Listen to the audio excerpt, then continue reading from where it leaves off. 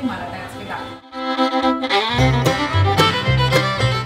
এখন আমি, মেজমা, মান্টি আর ঠাম্মি দুজনে যাব। আমাদের এখানে একটা আশ্রম আছে, সেই আশ্রমে যাব ভোগ খেতে।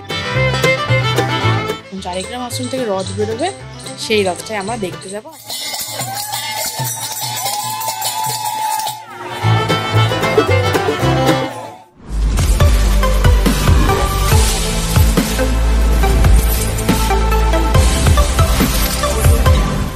মর্নিং এভরিওয়ান, পারমিতাস ব্লগে তোমাদের আবারও ওয়েলকাম। চলে এসে একটি নতুন ব্লগ নিয়ে। আর শুভ রথযাত্রা, সবাইকে শুভ রথযাত্রা অনেক অনেক শুভেচ্ছা। এইমাত্র ঘুম থেকে উঠলাম, দেরি হয়ে গেছে উঠতে। এখন নিচে গেছিলাম, নিচে একটু চা টা খেয়ে উপরে এলাম ফ্রেশ হয়ে। এবারে বিছানাটা যেন তুলবো, ঘর ঝাড় দেবো, মুছবো। চলো এখন থেকে ব্লগটা স্টার্ট করছি, তোমরা দেখতে থাকো।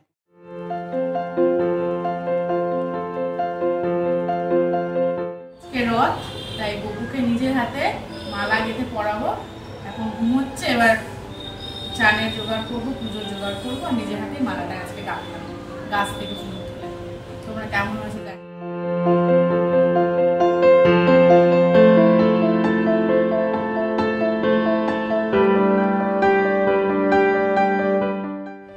গোপালের চানের জলটা রেডি করবো। আমি দুধ দিয়ে নিয়েছি, ঘি দিলাম, পঞ্চামৃত দিয়ে চান করাবো। অল্প মধু দিচ্ছি, শর্করা দেবো,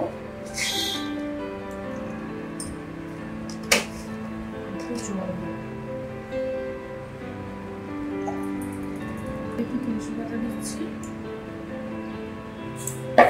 আর দেবো হচ্ছে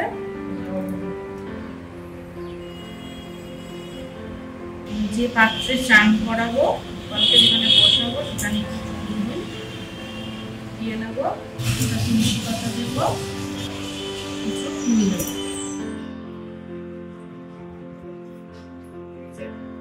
ঠিক আছে, এবার চান করবো।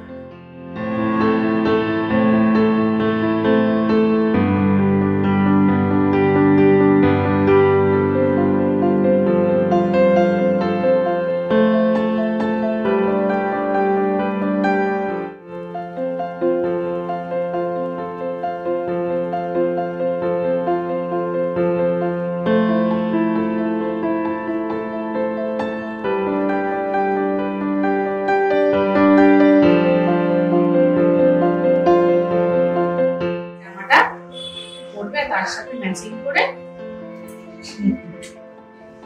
গোপাল রেডি হয়ে গেছে নতুন জামা পরে। কেমন লাগছে তোমরা জানিও কমেন্ট সেকশনে নতুন জামাটা পরে।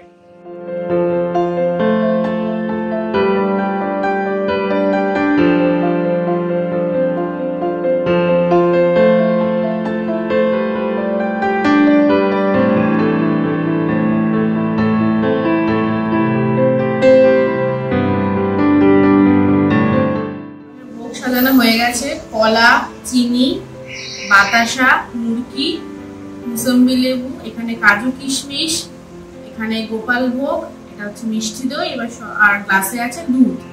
আর এবার সব কটা ভোগে আমি তুলসী পাতা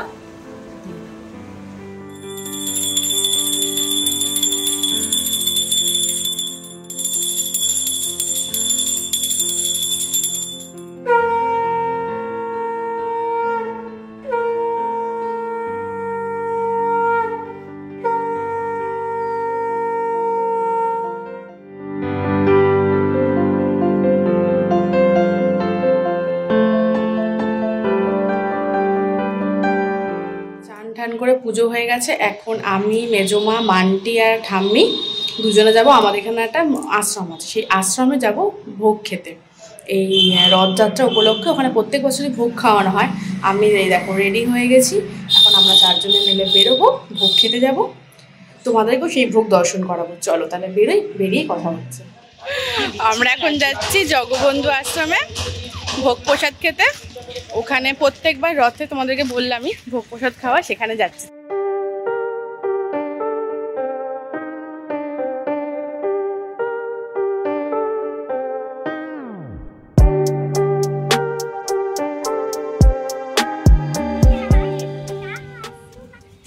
মান্টি পুরো পাগল হয়ে গেছে, ওই জন্য রাস্তার মধ্যে নাচ শুরু করে দিয়েছে। দিকে যাচ্ছি, মানটি অনবরত নেচে যাচ্ছে। এই যে মানটি অনবরত নেচে যাচ্ছে।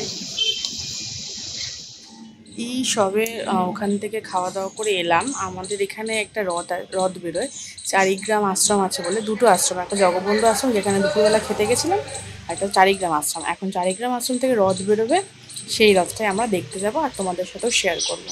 চলো, আর আমি মেজমা মানতেই সবাই মিলেই বেরোবো।